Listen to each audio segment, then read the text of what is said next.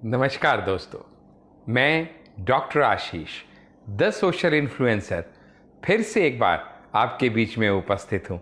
और आपको मालूम है कि मैं जब भी आपके बीच में आता हूँ कुछ नया, कुछ मज़ेदार, कुछ दिमाग को खरोचने जैसा और कुछ दिल को झकझोरने जैसा टॉपिक लेके आपके बीच में आता हूँ। दोस्त, आज भी मैं जो बात करने के लिए आपके बीच में उपस्थित हुआ हूँ, बड़ा ही सेंसिटिव टॉपिक है। और वो टॉपिक का नाम है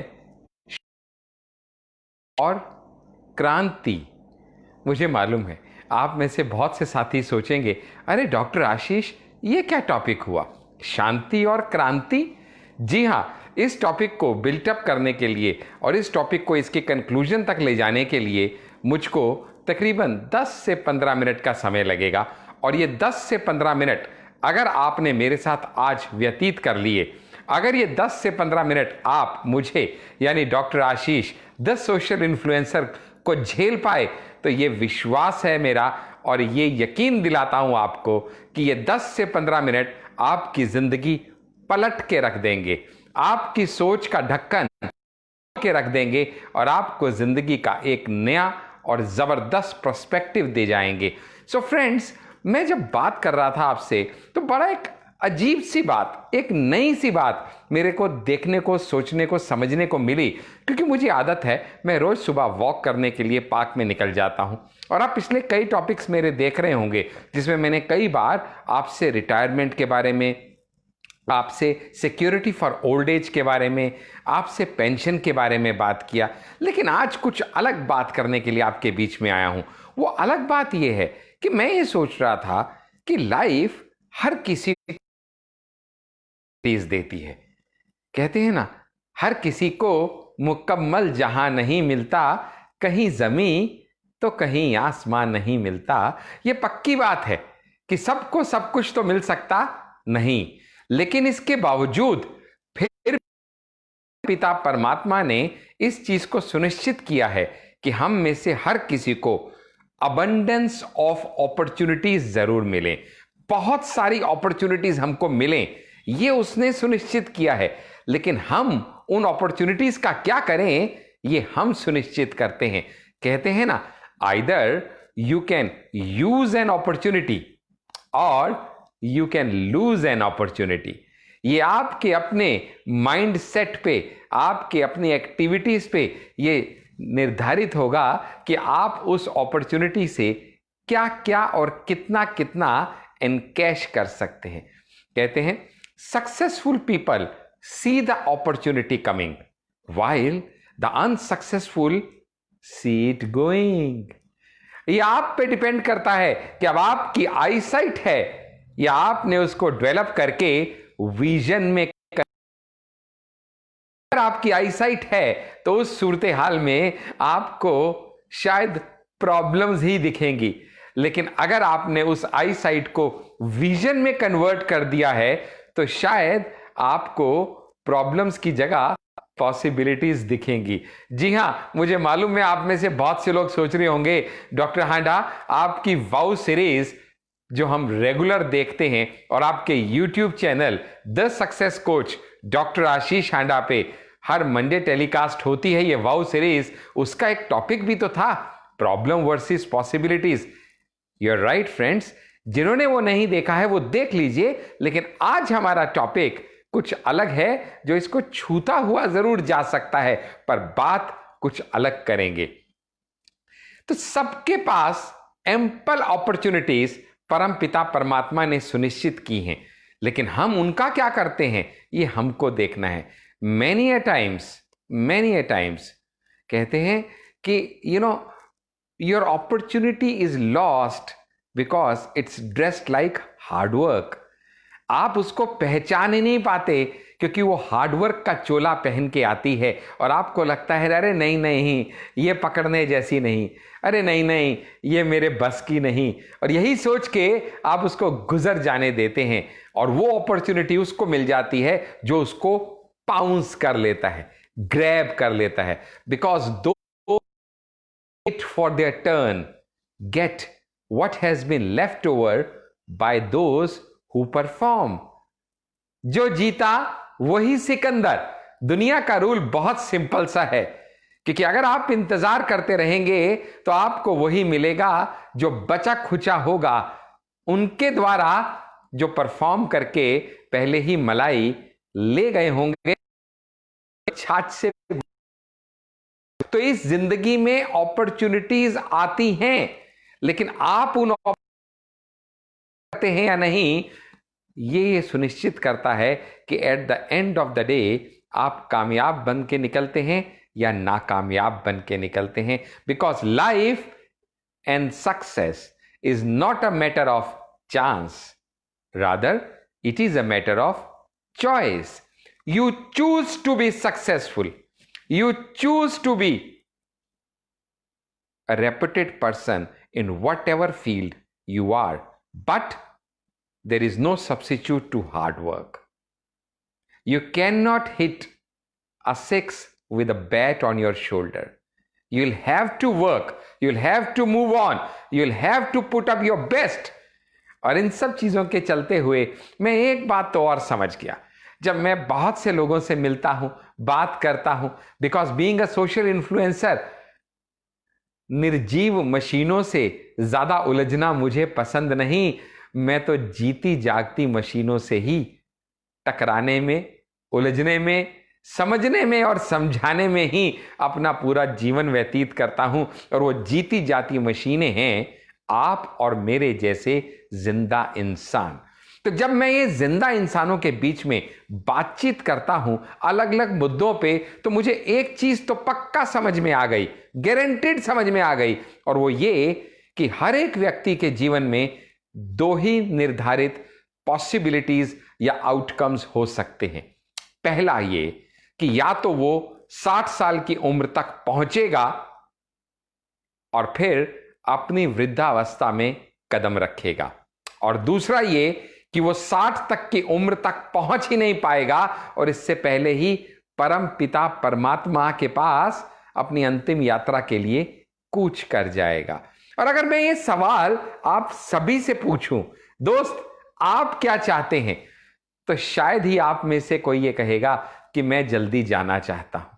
क्योंकि हर आदमी कहता है, भले ये अटल सत्य है कि एक ना एक दिन तो जाना होगा, लेकिन जल्दी किसको है, फुर्सत में है, आराम से आए हैं, पता नहीं कितनी योनियों के बाद ये मनुष्य जीवन मिला है, थोड़ा मजा,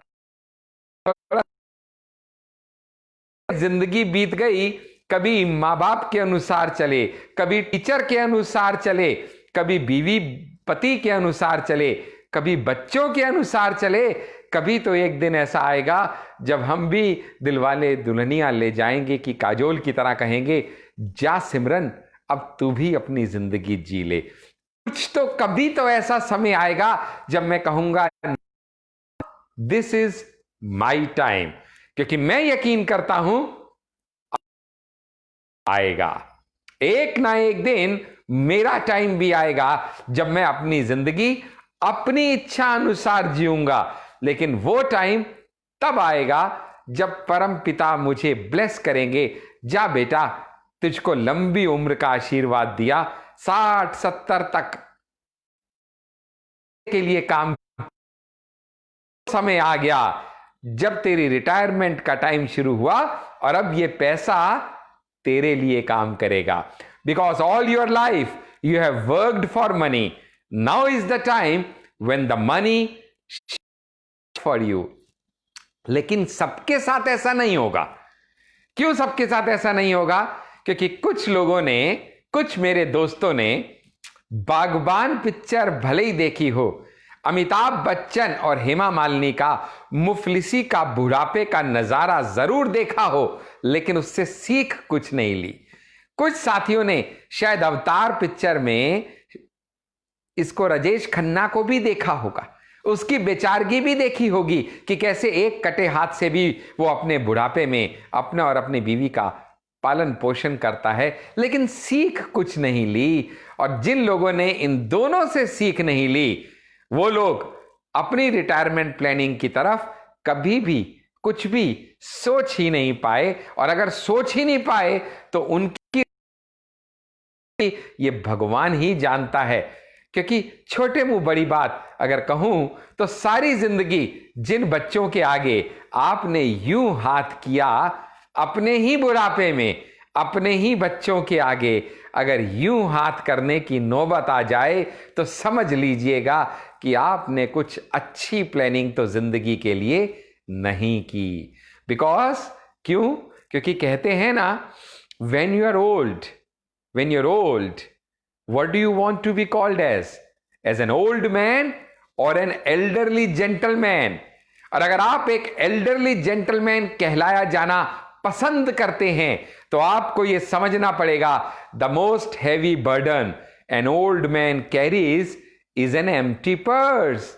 So आपको जिंदगी में अगर अपनी मुफलिसी का बुढ़ापा नहीं चाहिए, अगर आपको भी अपनी बुढ़ापे की जिंदगी किसी शानो शौकत से जीने का कुछ भी अरमान है, अगर आप भी चाहते हैं कि भैया जो अमिताभ बच्चन के साथ बागबान में और जो राजेश खन्ना के साथ अवतार में हुआ, ऐसा कुछ मैं नहीं चाहता मेरे साथ हो, अगर आप भी चाहते हैं कि लोग आपके सिर पे आई सफेदी, जिसको चांदी कहते हैं, ये चांदी की इज्जत करें, तो बहुत जरूरी है कि आपकी जेब में सोना रूपी पैसा होना पड़ेगा। क्योंकि वो जमाना कट गया जब लोग लोगों से प्यार करते थे और चीजों को इस्तेमाल करते थे। आज है कि लोग चीजों को प्यार करते हैं और लोगों को इस्तेमाल करते हैं। वो दिन लद गए जब इज्जत मिला करती थी। आज तो इज्जत खरीदनी पड़ेगी। और बुढ़ापे में अगर आपको इज्जत चाहिए, अगर आप चाहते हैं कि आपका बेटा बहू आपकी इज्जत करें, तो बहुत जरूरी है कि आपके पास उनके बर्थडे और मैरिज एनिवर्सरी पे गिफ्ट देने के लिए पैसे होने चाहिए। अगर आप चाहते हैं कि आपका पोता पोती आपको लाड करें, अगर आप चाहते हैं कि वो आपकी गोद में आके गाल पे प्यार से एक पप्पी टिका दें, अगर आप चाहते हैं कि वो भी आपको समय दें, तो बड़ा जरूरी है कि आपको उनको टॉयज दिलाने के लिए पैसे तो होने चाहिए। क्योंकि अगर आपके पास वो इज्जत खरीदने का जुगाड़ नहीं है, तो एक होटल का दरबान भी आपकी गाड़ी की लंबाई देख के आपको सलाम ठोकता है। तो आप सोच सकते हैं कि आपका बुढ़ापा कैसा हो सकता है अगर आपने आज से इस बारे में सोचना शुरू नहीं किया। क्योंकि मुझे नहीं पता कि आप रिटायर को क्या समझते, रिटायर को बस इतना ही समझा हूं कि रिटायर बोले तो टायर, यानी जब पुरानी गाड़ी के अंदर नए टायर लगा के एक नए सफर पे निकलने की शुरुआत हो जाती है, होते हैं रीटायर। लेकिन वो नए टायर लगाने के लिए भी तो आपकी जेब में पैसा होना चाहिए। तो बड़ा जरूरी है कि आप करें, बहुत जरूरी है अपनी बुढ़ापे की इज्जत की लाठी का इंतजाम आज से करें। क्योंकि आज आप जो भी हैं वो आपके पिछले 5, 7, 10 साल के कर्मों का फल है कि आज आप जहां खड़े हैं वहां खड़े हैं। ठीक इसी तरीके आज से 5, 7, 10 साल 20 साल बाद आप कहां खड़े होंगे, ये इस बात से सुनिश्चित होता है कि आप इन 5, 7, 10 साल में क्या करते हैं। रोम इन अ डे, आप सबने छत पे पानी की टैंकी तो जरूर लगाई होगी। क्यों लगाई है वो छत पे पानी की टैंकी? क्योंकि जब भी नलके में पानी आ रहा है तो थोड़ा थोड़ा पानी जाए, ताकि जिस दिन नलके में पानी ना आए वो भरी हुई पानी की टैंकी आपकी मदद को तैयार खड़ी हो। ठीक इसी तरीके हमारे ट्रेन किए हुए बहुत से फाइनेंशियल एडवाइजर आपको अप्रोच करते हैं, रेगुलर बेसिस पे आपको डिस्टर्ब करते हैं, आपकी ना सुनने के बावजूद आपको फोन व्हाट्सएप करते हैं। कई बार तो आपके दरवाजे पे बिन बुलाए मेहमान की तरह बेल बजा के दस्तक दे के, और इतनी बार आपकी ना सुनने के बाद भी उनकी एक ही जिद है, हो ना हो मैं तो अपने जानकार के जिंदगी में ये पैसे की टैंकी लगा के जाऊंगा। और वो पैसे की टैंकी जब तक आप कमा रहे हैं थोड़ा थोड़ा करके उसमें पैसा रूपी पानी भरता रहेगा। क्योंकि जो प्रेजेंटेशन, जो प्लान वो जिद करके आपको देके जाएंगे, वो पानी, वो पैसा उस टैंकी में धीरे धीरे भरता रहेगा, ताकि जिस दिन आप रिटायर हो, जिस दिन आपके नलके में पैसा रूपी पानी आना बंद हो जाए, नलका सूख जाए, उस दिन वो भरी हुई पैसे की टैंकी ही आपकी बुढ़ापे की इज्जत की लाठी बनके आपके साथ खड़ी हो। क्योंकि आज के जीवन की एक कठोर सच्चाई आपको माननी पड़ेगी कि एक मां बाप भले ही 2, 5, 10 कितने भी बच्चों को हंसते खेलते पाल लें, मगर इसकी कोई गारंटी नहीं कि वही 2, 4, 5, 10 बच्चे उस एक मां बाप को पाल सकेंगे। इसकी कोई गारंटी नहीं। कोई बड़ी बात नहीं जिस लैपटॉप पे बैठ के आप अपने छोटे से बालक के लिए बढ़िया सा प्ले स्कूल ढूंढ रहे हो, वो बड़ा होके उस जैसे ही एक लैपटॉप पे बैठ के ओल्ड एज होम ढूंढ रहा हो। कोई बड़ी बात नहीं। तो फिर आपको क्या करना चाहिए? आपको खुदगर्ज बनना चाहिए। मैं doctor Ashish the social influencer आज आपसे हाथ जोड़ के विनती करता हूं कि आप खुदगर्ज बनिए। कुछ थोड़ा सा अपने लिए जोड़िए, अपने बुढ़ापे के लिए जोड़िए, अपनी ओल्ड एज के लिए जोड़िए। क्योंकि कितना भी कर लेंगे, कुछ भी कर लेंगे, लेकिन आपको सुनने को तो एक दिन यही मिलना जरूरी हो सकता है। क्या एहसान किया? जो सबके मां बाप करते हैं सो आपने किया। मैं नहीं कहता कि हमें अपनी परवरिश पे भरोसा नहीं, मैं नहीं कहता कि हमारी संतान खुदगर्ज निकलेगी, लेकिन बदलते हुए हालात और बदलते हुए पारिवारिक समीकरण से हम सब भली भांति वाकिफ हैं कि यह होना अनहोनी तो नहीं। क्या आप इस बात की गारंटी दे सकते हैं कि आपके बुढ़ापे में कोई एक व्यक्ति भी ऐसा होगा जो आपको आपकी इनकम के अनुसार वही 50,000 रुपए महीना जिंदगी भर देने का वादा करेगा? है एक भी व्यक्ति आपके जीवन में ऐसा? तो मुझे बताइए। और अगर नहीं तो आप समझ जाइए कि यह बहुत जरूरी है कि आपको अपनी रिटायरमेंट के बारे में सोचना पड़ेगा। क्योंकि जब वक्त रहते आप नहीं सोचेंगे तो कोई फायदा नहीं फिर। क्योंकि प्लेन में आग लगने के बाद पैराशूट खरीदने जाने का कोई साधन नहीं। तो वक्त रहते ही कुछ भी किया जा सकता है। आज आपके पास वक्त है, आज आप कर सकते हैं, आज समय है। तो समय रहते मैं doctor Ashish the social influencer आपको जगाने आया हूं कि आज के बाद आप ये भली भांति सोच लीजिएगा कि मुझको अपनी रिटायरमेंट की चिंता तो करनी है। जब इतनी बात मेरी समझ में आ गई तो फिर मेरा दिमाग चलना शुरू हुआ। डॉक्टर आशीष, प्रॉब्लम तो समझ गए, अब सॉल्यूशन के बारे में भी कुछ बात कीजिए। आखिर इस प्रॉब्लम का सॉल्यूशन क्या है? तो मैंने दिमाग लगाना शुरू किया कि अगर मैं चाहता हूं कि कुछ ऐसा हो कि मेरे कमाने की औकात और हैसियत नहीं रहने के बावजूद भी मुझको कहीं से पैसा मिलता रहे, तो मुझे क्या करना पड़ेगा? तो मुझे समझ में आया मुझको कहीं ना कहीं कोई ना कोई इस तरह का जुगाड़ करना पड़ेगा कि मैं भले ही कमाने के लायक ना रहूं, लेकिन पैसा मुझे फिर भी मिलता रहे। क्योंकि मेरी रिटायरमेंट के बाद मेरी आमदनी भले ही बंद हो जाए, मेरे खर्चे तो बंद नहीं। फिर क्या होगा? फिर क्या मुझे मुफलिसी की जिंदगी जीने को मजबूर होना पड़ेगा? नहीं, मैं इसके लिए तैयार नहीं। तो फिर एक ऐसी संस्था की खोज मैंने शुरू की। What is that organisation which is the most worthy? आखिर मैं अपनी जिंदगी भर की पूंजी किस संस्था में लगाने का दाव? बहुत से धोखेबाज मार्केट में बैठे हैं, बहुत से लोग इस इंतजार में बैठे हैं कि वो मेरा पैसा हड़प लेंगे। फिर मैंने बहुत रिसर्च करना शुरू किया।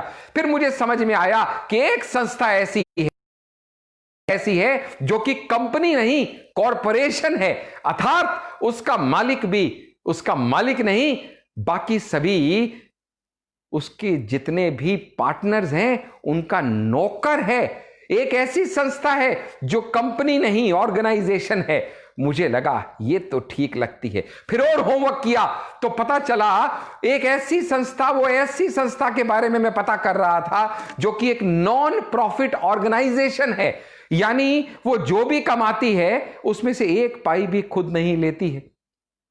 5% गवर्नमेंट को दे देती है एज ए सोवेनियर गारंटी, और फिर उसको कैपिटल प्रोटेक्शन गारंटी भी मिलती है, और बाकी 95% सभी पॉलिसी बांट देती है। मैंने बोला वाह क्या बात है। सकती है क्या? ऐसी भी कोई संस्था हो सकती है? मैंने कहा पिछले साल टर्नओवर था वो तो पता चले। तो लास्ट ईयर का जब मैंने पता किया तो उसका सरप्लस पता चला मुझे was only 54,000 crore, just one last year. इसका 5% 2700 करोड़ उन्होंने गवर्नमेंट को दे दिया एज अ सोवेनियर गारंटी, और बाकी more than 51,000 crore as bonus equally divide करके सभी पॉलिसी होल्डर्स में बांट दिया।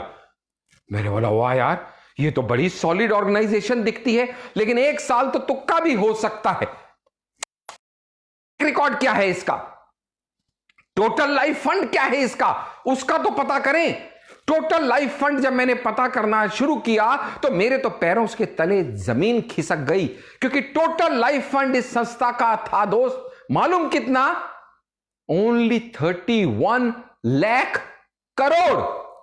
आई रिपीट, मैं जीरो नहीं लगा पाया इतने, क्योंकि एक आम आदमी 1 करोड़ रुपया अपनी जिंदगी में एक साथ नहीं देख सकता। झूठ के बारे में बात करने लगा तो मुझे समझ में आया कि 31 लाख करोड़ की मैं बात कर रहा हूं। This is a huge amount. 31 lakh crore इसका लाइफ फंड है, तो फिर पॉलिसी होल्डर कितने होंगे? पॉलिसी होल्डर जानने की पता कोशिश किया मैंने तो पता चला it is 29 crore. 29 crore policies. That is amazing. That is more than the population of most of the countries of the world.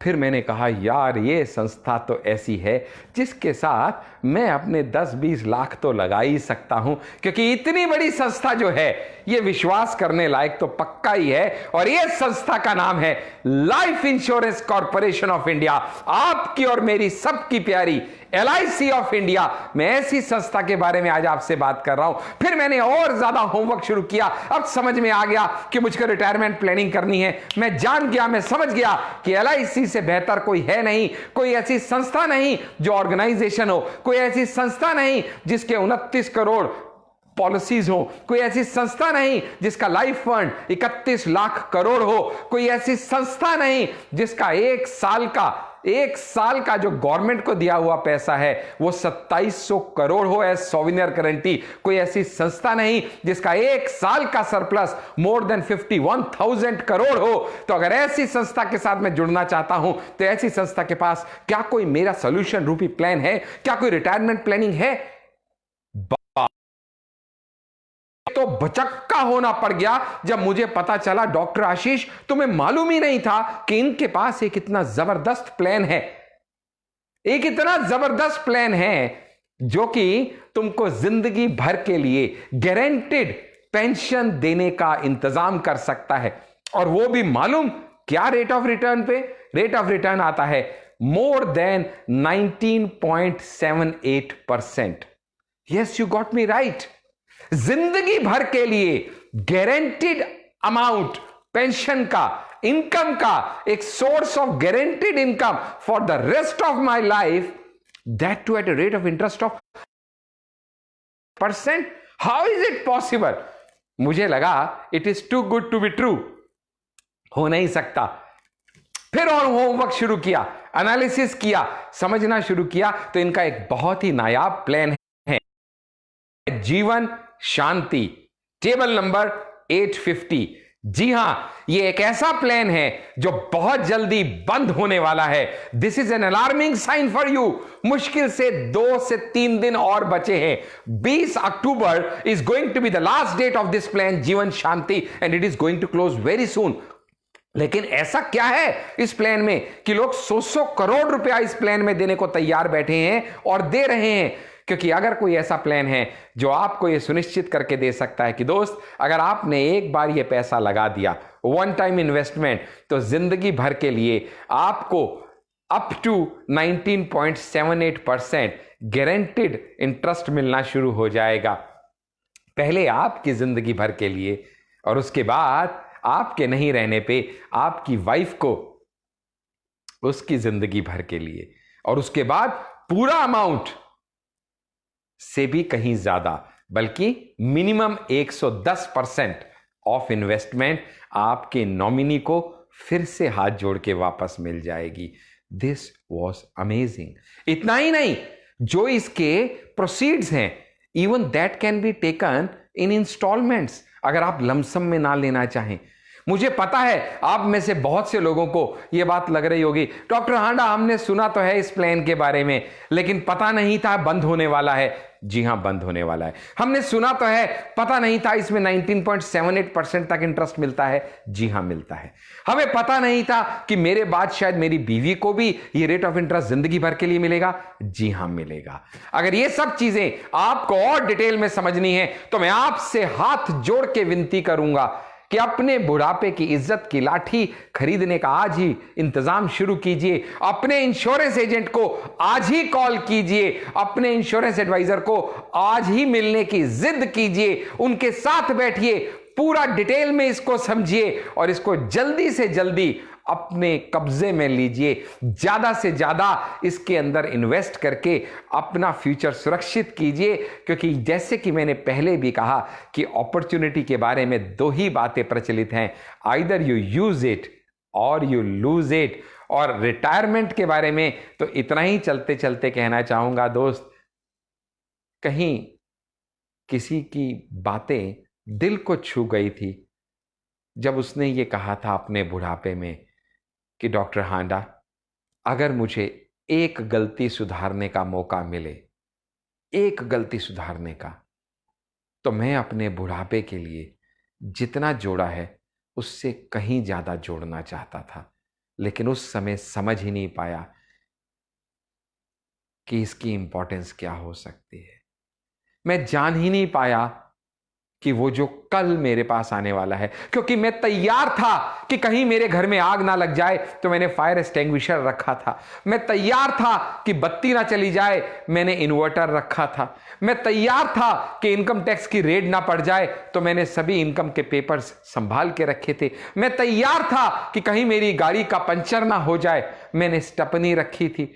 मैं हर उस चीज के लिए तैयार था जो पता नहीं शायद होगी या नहीं होगी, लेकिन जो पक्का होगा, क्योंकि मैं जल्दी मरना नहीं चाहता। तो पक्की बात है, अगर मैं जल्दी मरना नहीं चाहता तो मैं बूढ़ा होके मरूंगा, क्योंकि मरना तो अटल सत्य है, जल्दी नहीं तो बूढ़ा होके। तो अगर बूढ़ा होके मरूंगा तो फिर क्या होगा? अगर मैं कमा नहीं पाऊंगा तो कहीं से तो इंतजाम आना होगा, और अगर मैं रिटायरमेंट प्लानिंग का आज से अपना सुनिश्चित करके नहीं चलूंगा तो क्या होगा? आज गली के किनारे खड़े होके जिन कुत्तों को मैं बिस्कुट डालता हूं, भगवान ना करे कभी वो ऐसा दिन भी आए कि मुझको गली के किनारे खड़े हुए उन कुत्तों के बिस्कुट खा के अपना बुढ़ापे का निर्वाह करना पड़े।